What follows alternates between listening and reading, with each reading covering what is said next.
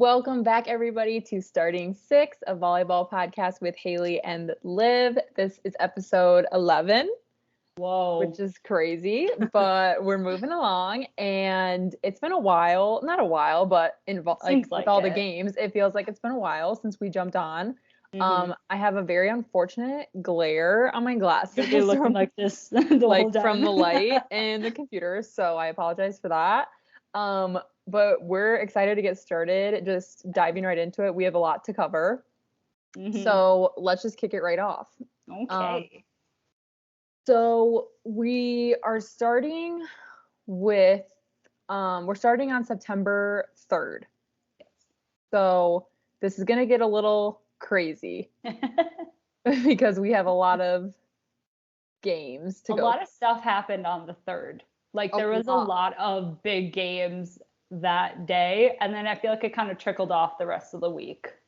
Agreed. So obviously, life gets busy. So sometimes we are able to take the notes on the games. Sometimes we're able to watch the games. Sometimes we're not. So Liv, if I miss any and you have them, please stop me. But these are what I have for September 3rd. So starting off hot. Oh, also like to note, the ranking numbers that I read might be different than they are now. Right. Yeah. So I will let you guys know when I hit a ranking change so that makes sense. So if these numbers are a little bit off, that's why. Okay, so starting September 3rd. So I have my first one is number 1 Wisconsin hosts and defeats number 24 Tennessee. So I watched this game. I thought it was Tennessee, I thought was like a really great opponent. Obviously sitting at number 24 versus number 1, you're probably like, eh. But I thought they played an excellent game. So those scores from Wisconsin side were 25-16, 25-23, 18-25, 20-25, and 15-13. So it was a really close game. This was their home opener in the field house, I'd like to note. So really quick, I'll just read through some of the notes that I took. So last week I had talked about my bench was Kelly Sheffield's little game that he's been doing or trying out. So I did put a note. Yulia Orzel played libero this game. Temi was the front row outside. Gigi played Temi's back row, and then Sarah was all the way around. I personally thought that this game belonged to Devin Robinson and Carter Booth, and combined them. I thought they looked great offensively and defensively. I will say the one thing I noticed about Wisconsin is their serve receive was a big challenge for them. I noticed it this game, and I noticed it at the next game against Arizona, which we will get to. However, in typical Fieldhouse fashion, the crowd was very loud. My favorite thing about watching Badger games at the Fieldhouse is the cameras, like when they're trying to show the court, are literally shaking from the people. And then my last note that I had is the Vols went in spurts where they could not get around the Wisconsin wall, the big blocks. And then they went in spurts where they could. And that's where I think a lot of those scores became a little bit closer, is when Tennessee could find a way around Wisconsin's defense, they were scoring almost every single time. So I thought Tennessee looked really great as a team we haven't really seen yet. Yeah. I think especially with the change in liberos, it affects the serve receive, because at one point you could have 3 outside hitters passing. They usually do an okay job about it, but like when that's your whole serve receive, that can look tough. And I think we see that. Also with Wisconsin's block, I mean, with Carter Booth in the middle, she's unstoppable. She's insane. But then it breaks down as soon as they get around the block, like you mentioned. And again, I think that's due to the change in liberos. And then again, you could have 2 outsides back there who again can play defense, but that's not their specialty. They want to hit. So they're not going to be laying out on the court like Gigi May. And so I think that you see those struggles in Wisconsin because he's still working on that little dance and trying to perfect it. But I think in doing so, you see a lot of Wisconsin's weaknesses in their defense, in their serve receive. Yeah, I agree. I think there's a lot that can be said about when you're watching teams on things that you think could be done better and in that sort. And I really think Wisconsin's serve receive was the biggest challenge. Mm-hmm. And then like any team, it's difficult to judge defense off blocks because, Tennessee might just have a hitter who's very successful at hitting off hands. And that doesn't really, that doesn't really say too much about the block as a whole. And a lot of the block touches were like that if Tennessee was hitting into Wisconsin block and they were negative block touches, I mean, they were hard, they were almost impossible to pick up. Yeah. The other thing too that that you kind of mentioned, when you have Yulia, who is a, quote unquote true outside. Yeah. In this position, she's playing next to Sarah Franklin, where traditionally they don't play next to each other. And in this game and the game against Arizona, when Yulia played libero again, you could see that that kind of discomfort almost, not on a personal level, but just as like they don't do this very often. And you could definitely see that. And I know that you and I have both experienced that as well. So it definitely can be kind of a funky change and adjustment that Wisconsin has seemed to have to make quickly. Yeah, you have to learn to trust a new player in that position when you've trusted Gigi all last year. You knew how she was going to play. Now you have to trust Julia, and obviously you know how she's going to play, but you don't know how you're going to play with her in the back row. Like you said, they were always opposite. So now it's a new thing that has to happen and new trust that has to form, and it takes a while. So that's the hardest thing. It's going to take a while if he's going to keep her back there as libero, which I don't think they necessarily have the time for that to develop. Yeah, and another note to make too, for people who might not know the formations in volleyball as familiarly, whatever, aren't familiar with the the typical formation and rotation in volleyball, it's traditionally the libero, who wears the other color jersey, is placed in zone 5, which is right behind the outside hitter in the back row. She usually plays a shallower defense. She usually has to kind of, quickly get out to that end line. You're really, a lot of the times, taking swings like higher than you would be in 6, which is the middle back position, where traditionally your 6 rotation outside or DS would play. So the other thing to note here is that Yulia, who's been a 6 rotation outside for Wisconsin, is used to playing in that middle back zone 6. And now when Sarah Franklin is back there, she plays there, and Yulia's moved to zone 5. When Gigi was subbing in, Gigi was playing 5 and Yulia was staying in 6. So it's just getting a little bit hard to juggle. And I think you could just see that when mistakes were being made that aren't traditionally made by Wisconsin. So just the things that Kelly Sheffield's kind of trying to figure out. I think he is running a little bit out of time, but he's still working on it, and it proved to be useful. That could have been a very tough fall for Wisconsin to lose to Tennessee. So I'm really glad they pulled it out, but I watched that game, and the 5th set was point for point. Yeah. Don't like that. No, we do not. Okay. So moving on from Wisconsin, otherwise we'll talk about it all day. So the next game was number 2, Stanford sweeps number 7, Texas at Texas. So these scores were Stanford 25-23, 25-20, 25-15. The Cardinal hit a .444 with 26 block assists and 11 total blocks. Wow. That's insane.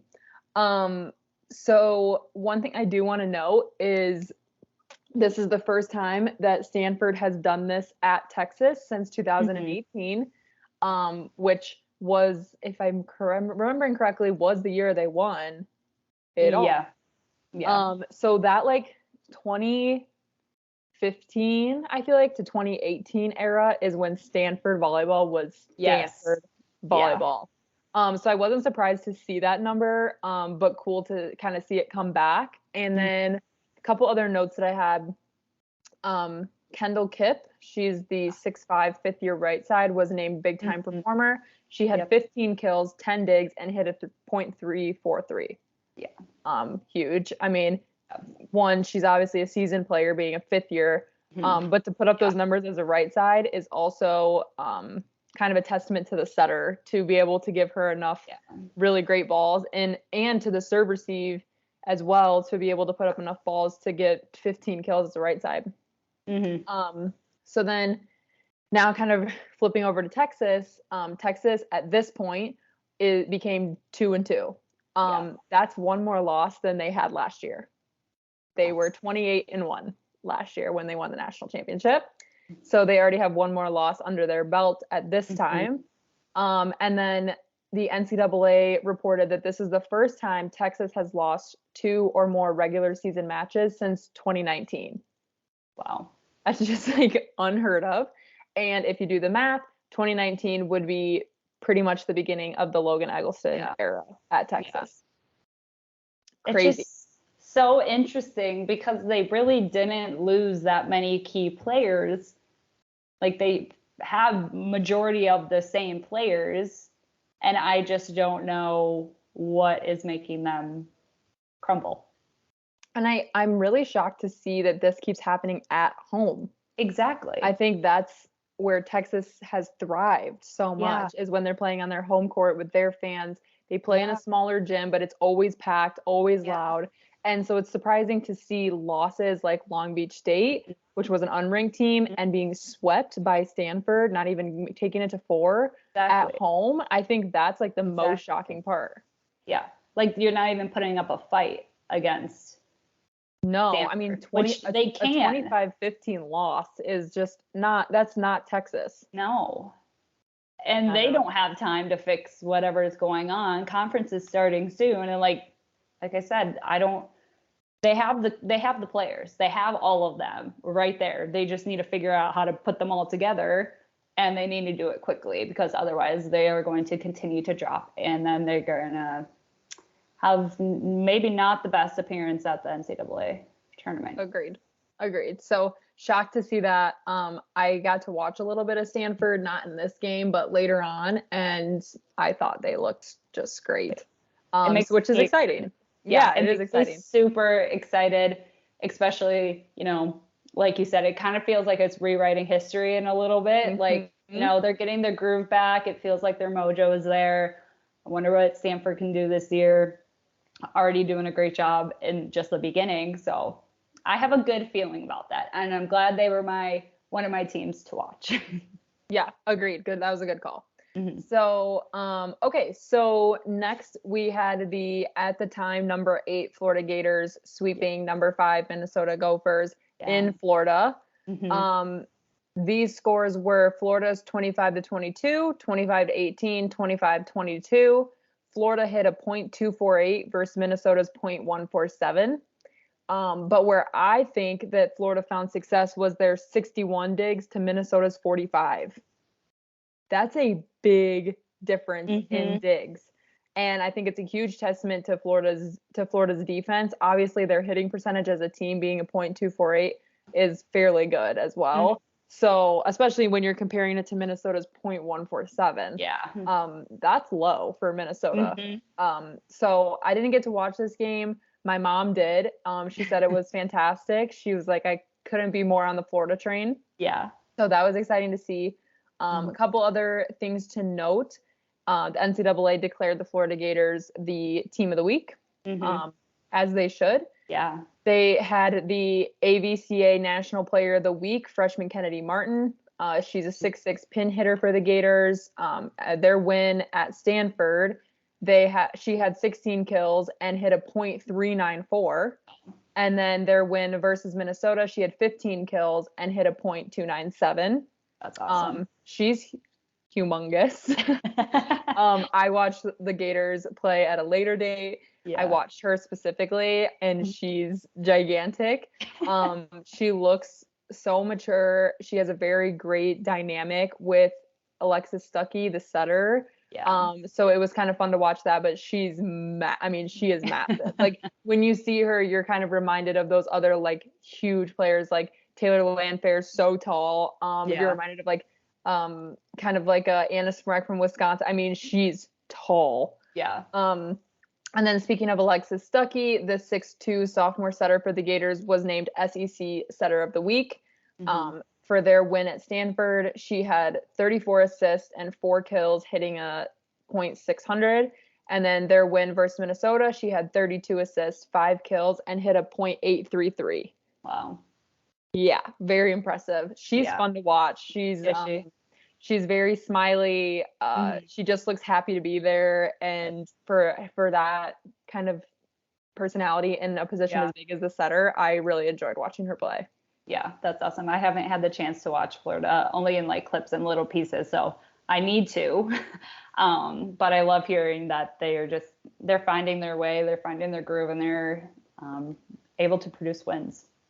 Yeah, I did make a TikTok on this, so if you're not following us, it's Starting6Pod on TikTok, where I kind of went over some of these stats. I kind of went over a little bit of what to expect from Florida, where to watch from Florida. They are currently ranked number 3. So they bounced from number 11 to number 8 to number 3.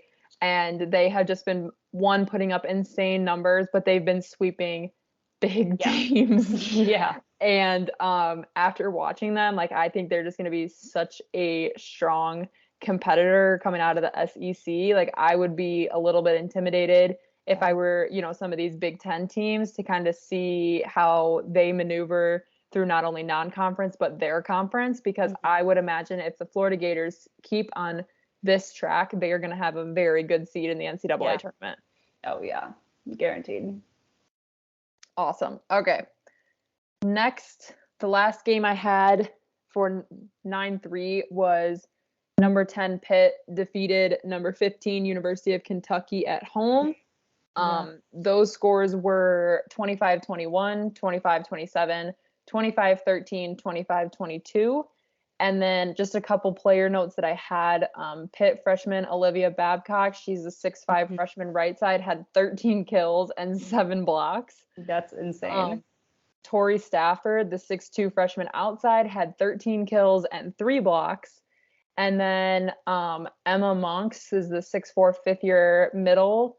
And then Valeria Vasquez Gomez, the 6'1" senior outside, had 8 kills, and the two of them combined had 10 blocks. So Pitt's offense was just putting up large numbers. I mean, I wouldn't say they killed Kentucky, but that's a lot of numbers to not come out with a win.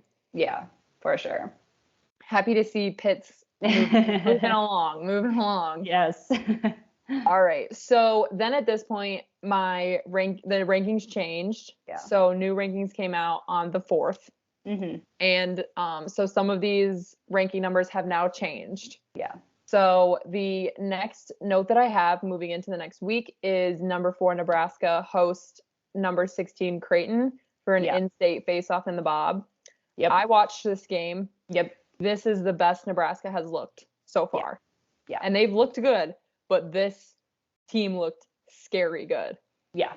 I mean, Merritt Beeson, the right side, had 17 kills. Yeah. How does your right side get 17 kills? That's an outside number.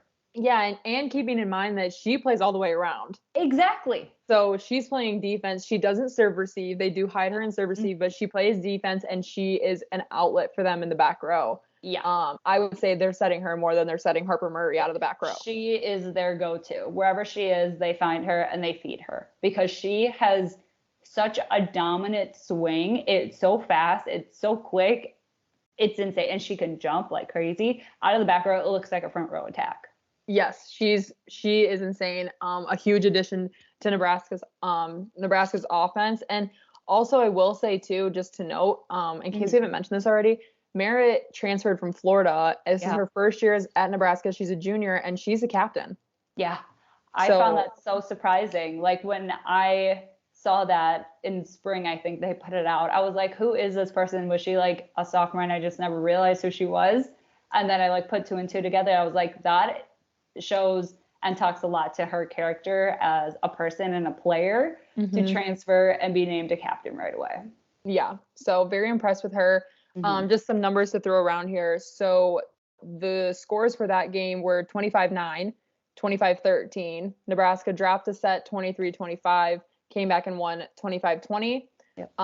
So just some stats here to compare. Nebraska hit a .305 with 52 total kills, 47 total digs, 10 total blocks, and 6 total aces. And then that is in comparison to Creighton, who hit a .109 with 42 kills, 41 digs, 3 blocks, and 2 aces. And that hitting percentage just will not allow you to defeat Nebraska. And Nebraska's block kept that hitting percentage where it was. Yeah. I was very impressed. Andy Jackson, middle blocker, had 6 blocks. Lindsay Krause, she's an outside, had 3 blocks and put up 12 kills for a .478. And then, like I said, Merritt Beeson had 17 kills for a .216 hitting percentage. I mean, you can't stop that. No. You just can't. No. And like I said, I think this is the most put together and mature that Nebraska has looked. Yeah. I turned that game off and I was like, oh no, because I remember when the season started, especially me, I won't say especially me, was very weary about what Nebraska was going to look like. Mm-hmm. And this was just a big, like, fat, like, I told you so. They looked great. I didn't think they were going to be such contenders. It will be interesting to see them go up against bigger teams like Stanford, bigger teams like Wisconsin. I don't think they play, but if they were to play like a team like Louisville, it would be cool to see them play a little bit of a higher stakes game. I would say they've been coasting a little bit for a while yet. So I'm definitely interested to see if Nebraska looks like they did versus Creighton. What does that compare to a team that maybe doesn't have so many new additions? Yeah. So I'm interested to see what that looks like, maybe a top 5 face-off or something like that in the near future. But I was very impressed. Mm-hmm, for sure. All right. So next I have a big upset. Mm-hmm. Number 14 Baylor was upset by SMU. Yeah. So from SMU side, the scores were 21-25, 25-23, 25-21, 23-25, 15-10. Yeah. Now SMU had a 5'11" freshman outside, Kendall Stowers. Yeah. I'm assuming how you say her first name. She had a double-double, 29 kills, hitting a .303 with 15 digs. That's like my only note on that game. I'm like, that's outstanding. That is 29 a game kills. of a lifetime. Yeah, 29 kills is hard to beat. I mean, 5'11" is not overly tall. No. So very impressive. And to have that hitting percentage on 29 kills. Do you know how many attacks you're taking from that to get 29 kills and having over a 300 hitting percentage? Insane. Absolutely insane. And SMU is a team that they have made very minimal appearances in the NCAA tournament, never won a championship. I mean, this is a team that's kind of just maybe sitting at a little bit of like a lower ranking spot compared to a lot of teams across the country, and to come in and take down number 14. And I mean, it was a close game for most of it. I'd say like winning 15-10 in a fifth set necessarily isn't like that close. Yeah. But wow, very impressive. 29 kills. I mean, a 5'11" freshman, that's just insane. I know. Outstanding performance. Insane. So. All right. So next up, I have the remaining number 1 Wisconsin sweeps unranked University of Arizona at the Fieldhouse. Yes. Those scores were 25-17, 25-21, 25-20. I watched this game as well. If I remember correctly, I should have wrote it down. Yulia played libero as well. Yes. Or did they switch it? Now I can't remember. Is this the game? This is the game they just played. No, they just played Miami. No. I think this is the one when Julia was playing Temi's back row. Yeah. Okay. I think they switched it because then they switched it back. Okay. I think I remember Taylor texting us saying that they flip-flopped. So this was the game that Gigi went back to libero, Temi played front row, and Yulia played back row. I think. Yeah, I'm trying to confirm. I can't keep it straight. I know. Okay, no, I don't want that. Just want the box scores. The field house just has to be an impossible place to play. Oh yeah. I couldn't imagine. No.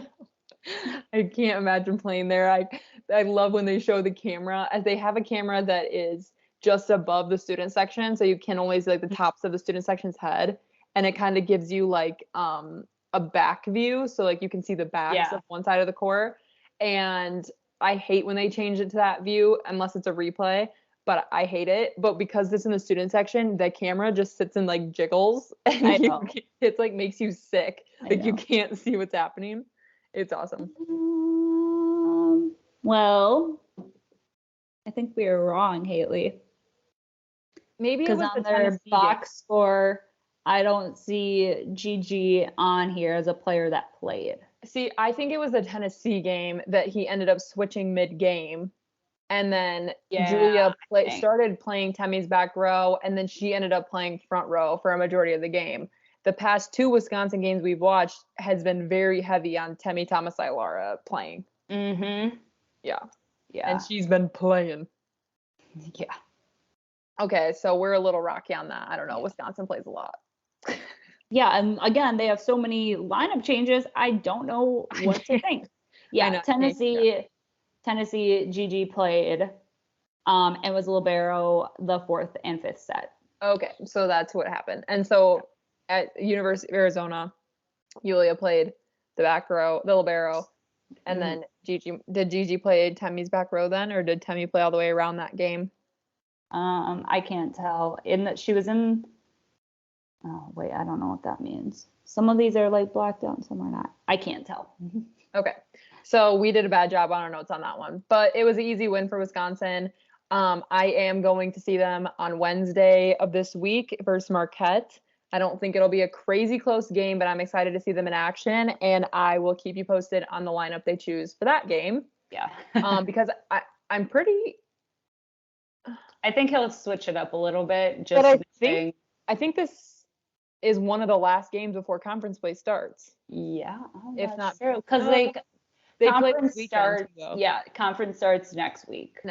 Okay, so he better be figuring it out. But I'm excited for that. It's a Pfizer Forum, so super excited. Again, make sure you're following us on social media so you can see all my stuff from Wednesday. Yeah. Okay, moving on, because that was rocky on our part. Hopefully the rest of this was smooth for us. We have lives, people. Okay, so my next note is now number 9. Pitt defeats number 24 Marquette in a very clean sweep. Yeah. Those scores for that game were 25-15, 25-13, 25-20. Mm-hmm. Very easy win. Mm-hmm. Again, noting the Pitt offense, Tori Stafford, the 6'2" freshman outside, had a double-double, 17 kills, 10 digs, and hit a .438. Good for her. Insane. That's great. Insane numbers. Okay, I'm excited about this one. So another upset, like big upset. Unranked Liberty University, they're out of Lynchburg, Virginia.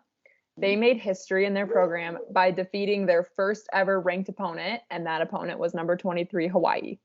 Awesome. So cool. And I'll read the scores really quick before I go into it. So from Liberty's side, the scores were 17-25, 25-17, 23-25, 25-19, 15-13. So very close match. The NCAA Instagram posted videos from the Liberty locker room. Yeah. It was so fun to watch. Their coach is wearing like a Hawaiian shirt, and they sprayed him down. They were so excited. A team I've never heard of this place ever, but to, have their program make history like this, especially when at this point Hawaii had just entered the rankings. Yeah. And now they're out. So to see that was really cool. Yeah. I'm going to jump to my next one while we're talking about Hawaii. Yeah. Another upset occurred when unranked UCLA, and I'd like to note that UCLA will soon to be part of the Big Ten Conference in the next few years, Yeah. They defeated number 23 Hawaii, and those scores were 23-25, 25-15, 25-23, 25-22. Mm-hmm. So it's safe to say that Hawaii is no longer ranked in the top No. 25. So They got the boot real quick. yeah, they came in and they left. Yeah. Okay, so there could be some new teams kind of making their way up. So interesting to see that. Yeah. Next, I had another upset. Number 10 Minnesota battles and beat number 6 Oregon in 5 sets. Yeah. So those scores were 25-21, 23-25, 21-25. So they were down 2 sets to 1. Yep. Came back and won 25-20, 16-14. Yeah. So big pull from Minnesota. They probably needed that pretty bad. They did. They've been beaten down. Yeah. So good to see. I haven't got to watch Oregon yet, but I'm excited too. I know. They're also going to be in addition to the Big Ten shortly. Mm-hmm. Okay. Next bullet point, moving along. I have number 5 Stanford with the clean sweep over number 15 Ohio State. These scores were 25-19, 25-16, 25-23. Yeah. And Stanford had their 6'3" senior outside, Katie Baird. Yeah, Katie Baird. sure. Yeah. Sure. Looks like that. It looks like Bird with an A, so I'm not really sure. She had 15 kills, hit a .560. I know. 5 aces. A .560 is insane with 15 kills. That's crazy volleyball. Yeah. These are numbers too, like that Stanford used to have all the time. I know. From multiple players. Yeah. So very cool to see. Yeah. Sad Ohio State. I know. I watch them and they just look sad. They do. They just look like they don't really have any life to them. No, they don't. Yeah. And number 15, I mean, they're still sitting there. Yeah. At this point, I don't know. We'll go over where they are now, but they were still sitting there, and I don't know how. Clawing their way like nail by nail. But also with Ohio State, and I don't know if you have this next or anything, but they then they also lost to number 6 Oregon 4-1. I don't have the scores to those, but just I do. Oh, okay. Go ahead. You want them? What are the scores? Yeah. 28-26, 25-27. Wait, these scores can't be right. Hold on. Let me look it up. Go ahead. Okay. That has me having 4 sets in a row won, and that can't be. Yeah, no. Let me fix that and keep going. But just something to note, Gabby Gonzalez is a grad senior who just transferred from Ohio State to Oregon. And so this was her first time playing her old team, old coach, old teammates. She had 19 kills on that game, hitting a .410 hitting percentage on the outside. Not to mention Mimi Kohler had 15 kills, hitting a .128 hitting percentage. But then, sorry, also, there's more to my line that I had written. Okay. Geez, Louise. It's late. It is. Going back to Gabby Gonzalez, like I said, she had 19 kills, hitting a .410, hitting percentage, 11 digs, and 1 block. So she had a standout game against her old team. On the flip side, Ohio State, Emily Londot, their go-to, their big hitter, their big player, 22 kills. Wow. But only hitting a .141. So okay. Offsets it a little. So I had the scores correct, but I'll tell you what tripped me up. Okay, so the scores were Oregon won 28-26. They lost 25-27. So when I saw that 25, it threw me off, but I had it right. And then came back and won 25-20, 25-19. Yeah. And then one other notable player for Ohio State was Cara McGee. She had 7 blocks. So they were throwing up some big numbers. I mean, no wonder why they took them to 5 sets. But just wanted to note that Gabby Gonzalez, I feel like she was out for blood against her old team and just wanted to prove, here I am with Oregon. Oregon putting up big numbers all around. Need to watch them for sure. But again, Ohio State just kind of getting the life sucked out of them. So Dude, I'm not sure something happened over there. I know. I don't know what, but we You talked need to about figure it. it out. We talked about it in our second episode when we did the transfer portal. Something has to be wrong over there. Yeah. Like it just has to be because they had so many girls transfer and almost every girl that transferred out of Ohio State is starting somewhere else. I know. So I don't know what the story is there, but it ain't looking good. If someone knows, please DM us and tell us the story because I'm dying to know and I can't figure it out. I need to know. Yeah, poor Ohio State. Okay, so speaking of teams I feel bad for, number 20 Purdue is finally making some moves and they won against number 19 University of Kentucky in 5. Those scores were 25-23, 19-25, 25-19, 12-25, 18-16. So a tough they scathed by. They did.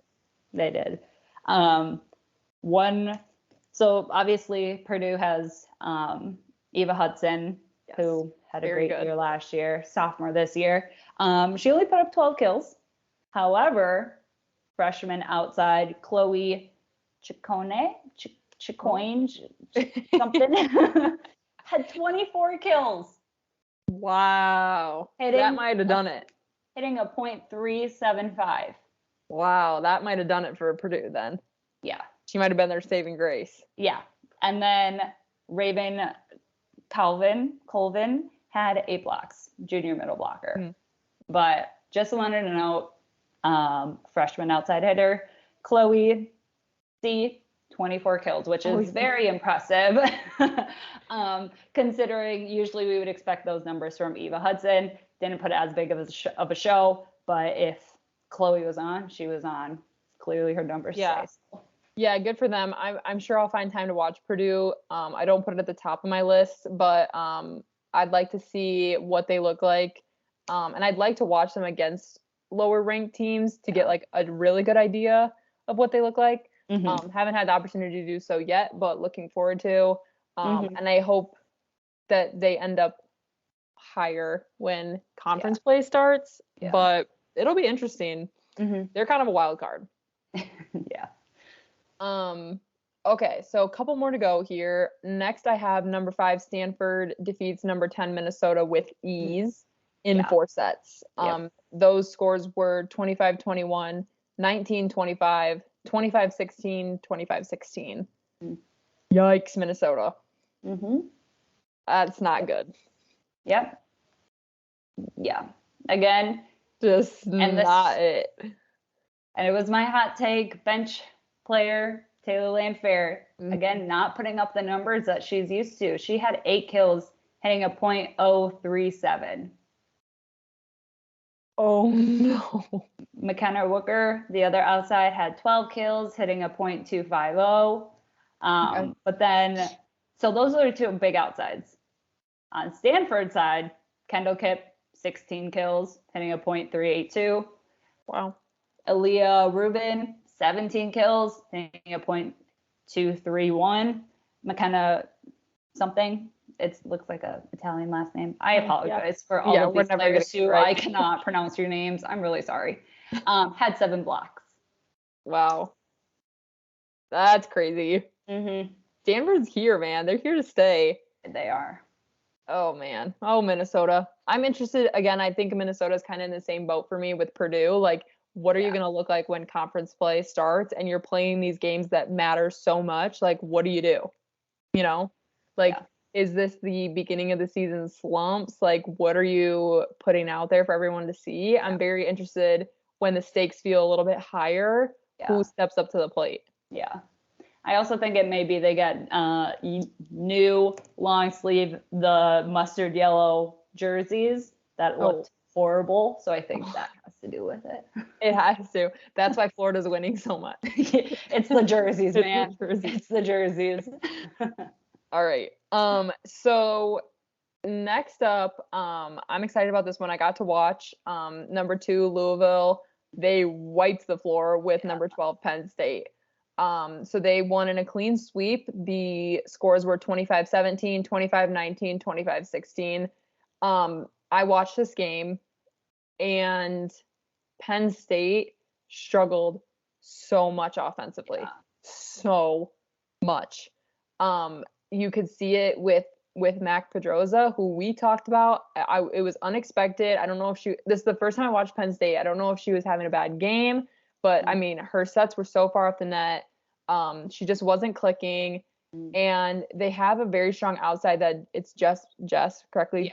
Yeah, Jess Mrzik. And she was getting tight sets. She was getting sets off the net. She was getting sets outside of the antenna. I mean, it was just kind of a mess offensively, and you could tell their coach was not happy.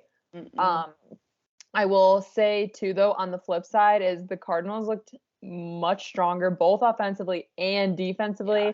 Anna DeBeer obviously is the star of every time Louisville plays, but I just thought offensively as a whole, they had a lot of options.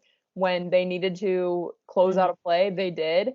Yeah. And then my last note too, on the topic of Louisville, their fans were loud. You usually on the broadcast, they kind of filter that noise out so you aren't just hearing screaming. You could hear them right through the broadcast. Yeah. And anytime it showed them in the stands, this isn't a close game at all, and they're standing up, they're waving things around, they're hooting, hollering, singing the fight song. I mean, they were just so happy to be there.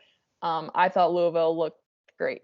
Yeah, they were, like you said, super strong. I know we texted about it, and that was like our word for them. They were strong block, strong defense. Their libero, Elena Scott, outstanding. She's flying for balls. She doesn't stop going for a ball, which I think is key for this Louisville team. I think in years past, they've been very scrappy because of it and have won games because of it. And I like to see that it's continuing, but in a more composed and structured way. Yeah. I think after losing Claire Chassé, I think that they were expecting a little bit more of a dip in Louisville's offense, and I don't see that at all.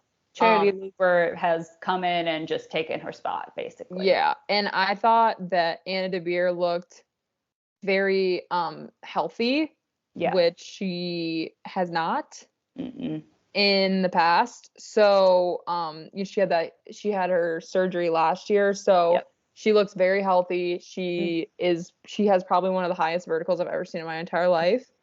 So yeah, just super cool to see. I thought they looked great. Yeah. Again, and they are undefeated. So after that game, they were 8-0. Jeez. Also, did you watched, right? Yeah. Their gym has to be new. Where they're playing was different. Or is the floor different? I think it might just be the floor. Now I can't remember. Because when I turned it on, I was like, whoa. Last year when you would watch them, they looked like they were playing in a high school gym. I don't know if it is new or is just like renovated.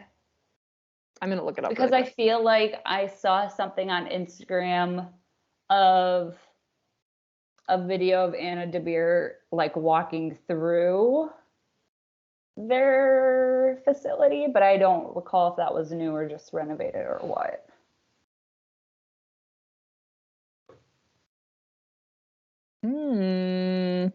I don't see anything on it. It said in an article from August 2022, it said that fresh from its first Final Four appearance, Louisville Volleyball has sold out of season tickets, and they have too big of a draw for that small campus arena. But I don't see anything on it now. Trying to look on their Instagram to see if I have anything from there. What facility? Okay, well that's last year. In 2023. Ooh, other people are searching for this. Okay, good. Okay.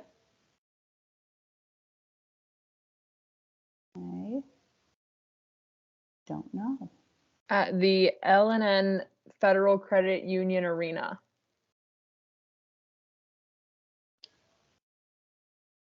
The venue is a volleyball-only facility. Oh, so they did? This is the same. I think this is the same. Oh, okay. Well, did they just get the Terraflex court Because that's what they have now. I don't know if they always had. Dude, I can't tell. Oh, the venue was renamed in 2019. Okay. It's a newly refurbished on-campus Okay. arena. Increased in seating, which adds end zone seating to create a mezzanine with the featured new Terraflex floor. There you So it started in 2019. Okay. So maybe I'm just making that up. But I could have sworn that court was not there last time I watched. I don't know. Sure they were playing at home? Maybe not. Maybe I was just making that up. Okay, so anyway, that's that business. Yeah. Okay, anything else on Louisville? No. Okay. I don't think so. I got one more bulleted point, and then this should be a quick one, and then I want to go over the new rankings that just came out today. Perfect. So my last one is the newly ranked number 18 Tennessee sweeps number 24 Marquette. Tennessee won 25-19, 25-22, 25-22. I'm sure we're gonna get into it when we talk about the new rankings, but how Marquette hung on to that number 24 spot I don't know. is like mind blowing to me. I'm a little bit bummed because I wish they were looking a little bit better for my game on Wednesday against Wisconsin. I'm just gonna be happy to be there. But yeah, just not looking good for them either. Yeah. And this was kind of a stronger team last year, like a little bit of an underdog team. Yeah. So rather unimpressed with what they're putting up right now. Yeah. Okay. So today, around 2:00 in the afternoon. I was waiting for this. I like kept checking my phone. I'm like, why isn't it posted? It was like 7 a.m. I was like, okay, where are the new rankings? We have some switcheroonies here. So, well, let's first introduce who joined the rankings. Okay, go ahead. Number 23, Iowa State. Kind of unexpected. Very. I watched them against Iowa's University of Iowa, and I was not overly impressed, but go off. And then at number 25, Dayton joined. Oh, okay. Interesting. Yeah. Mm-hmm. Auburn dropped. Yes. Okay, how do you want to do this? You want me to just read top 10? You want to go over who's sitting where, who moved up? You want me to read it all? Sure. I just need to have I need to like have a side by side of my. Okay. So I can see who moved. Yeah, set that up. I'll read the list off for anyone who didn't see it today. So at number 1, we have the remaining Wisconsin Badgers. Number 2, still sitting there, is Louisville. Number 3 remained the same with Florida. Number 4 remained the same with Nebraska. Yep. Number 5 remained the same with Stanford. Yep. Texas is sitting at number 6. Yeah, Texas and Oregon flip-flop spots. Flip-flop. So number 7 is Oregon. Mm-hmm. Number 8 is Pitt. Yep.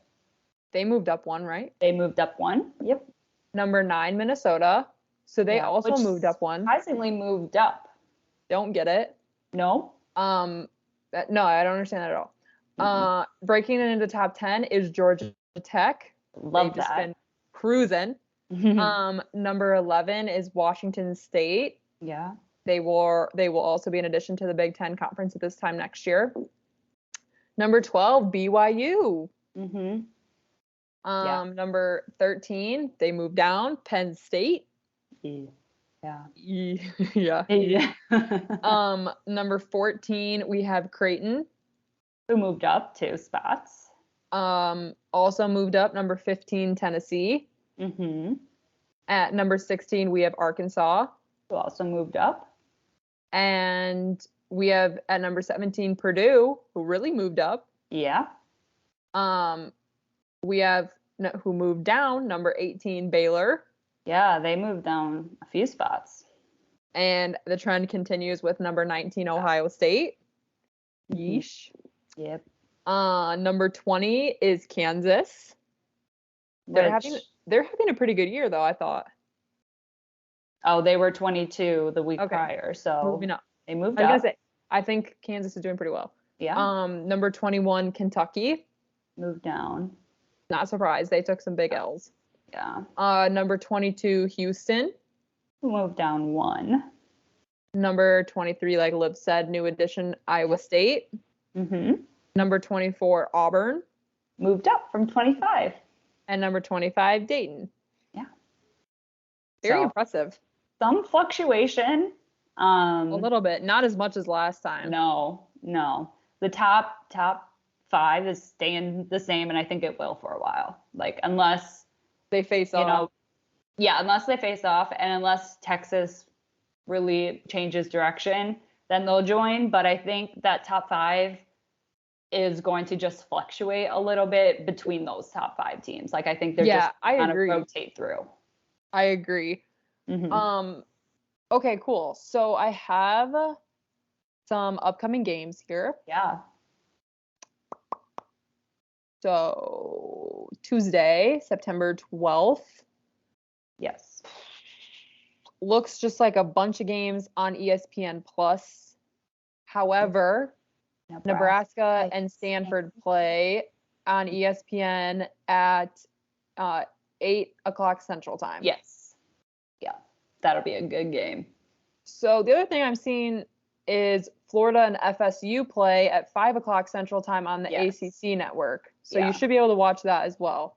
Yeah. A lot of the other games are on ESPN Plus. Not seeing any that are super notable.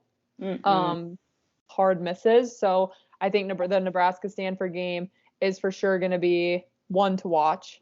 Yeah. And I wonder if it's at Nebraska. It doesn't tell me who the home team is. Okay, and then Wednesday, September 13th. Mm-hmm. Kentucky and Louisville play on ESPN at 7 p.m. Central Time. At 7 p.m. Central Time on FS1, you can watch Wisconsin at Marquette. Yep. And then, let's see. Other ones are on the Big Ten Plus, ESPN Plus, and SEC Network Plus. I think Washington State and Baylor, they play on ESPN Plus. That'd be a great game if you're able to watch that. Mm-hmm. Otherwise, don't see any others that are too noticeable. Mm-hmm. Houston and Texas A&M on the SEC Network Plus might be an interesting one as well. Yeah. Moving into Thursday, September 14th. On the Big Ten Network, you can watch Illinois and USC at 4:30 Central Time, kind of a random time. You can watch Northern Kentucky and Xavier on Flow Sports. I'm not sure what that is. Lot of ESPN Plus action. Ohio State and Texas play. But I don't know what channel. That might be Big Ten Plus. Ohio State and Texas play on the Longhorn Network. Oh, okay. At 7 o'clock Central Time, so I won't be able to watch that. No. However, UCF and Purdue play at 7 p.m. on the Big Ten Network. Okay, yeah. And then Oregon plays Pitt, so number 7 playing number 8. I don't know if you can watch that or not. Oregon and Pitt? Mm-hmm. Let me see if I can read fast enough to find it. That would be a really good game to watch if able to. Oh, on the ACC Network X. So I'm assuming no. Probably not. I'm guessing the X means that it's not on TV. Yeah. Okay, so then we move into Friday. Mm-hmm.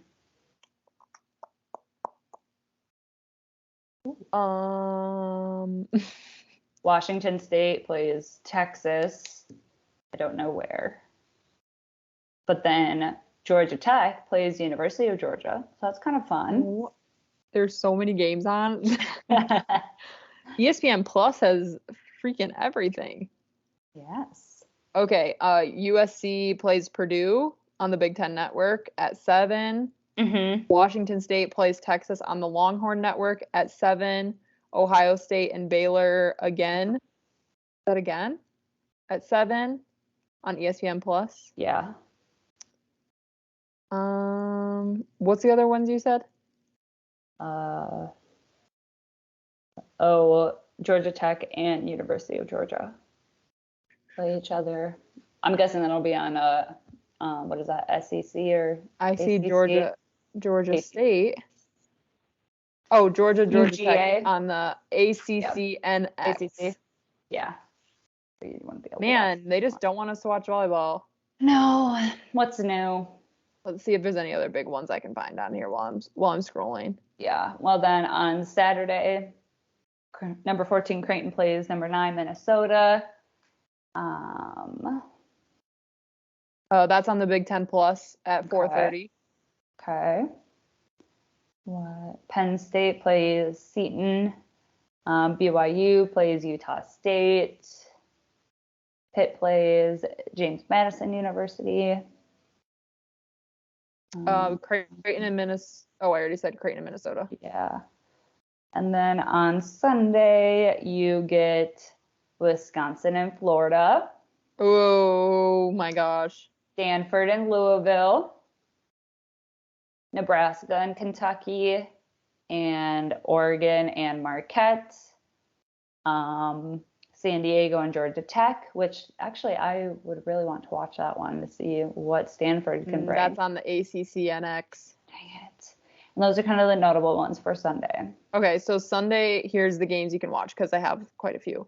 Okay. At 11 o'clock Central Time, you can watch Coastal Carolina and North Carolina on the ACC network. Mm-hmm. At noon Central Time, you can watch Stanford and Louisville on ESPN2. Moving down. Ooh, LSU and SMU play on ESPN Plus at 12:30 Central Time. Nice. You can watch Oregon and Marquette on FS1 at 1 o'clock Central Time. You can watch Wisconsin and Florida on ESPN2 at 2 o'clock Central Time. You can watch Merrimack and Boston College on the ACC network at 3 o'clock. And then Kentucky and Nebraska is at 6:30 on the Big Ten network. Okay. So a big range on Sunday. That'll be nice. Yeah. Mm-hmm. So for a reference, for anyone who's wondering, I found this website, sportsmediawatch.com. Nice. Maybe I'll post it on our Instagram and have the story highlights so you can see all these games. It's really nice because it shows a bunch of networks, and it shows them all at the same time. So that's really nice. So I'll share that on our Instagram, and our Instagram is StartingSixPodcast. So be sure to look for that. And that's all I have. Yeah, that was a lot. It's gonna be a lot. Happening. It's gonna be a lot again when we record again on Sunday. So keep your eye out for that. Mm-hmm. And then we'll probably be posting some content when the next rankings come out next Monday. So stay tuned. Thanks everybody for tuning in and listening to us chitter chatter, basically. We don't know what we're doing, you guys. 55 minutes. Disclosure, we don't know what's going on. We decided to reorganize our note system. Yeah. So that it's a little easier. So it's a little easier to read. So we're gonna put in a little more work now that we're getting to the nitty gritty. And this is the last weekend before conference play. Yes. Very exciting. So thank you guys, and we will see you next week. Thanks.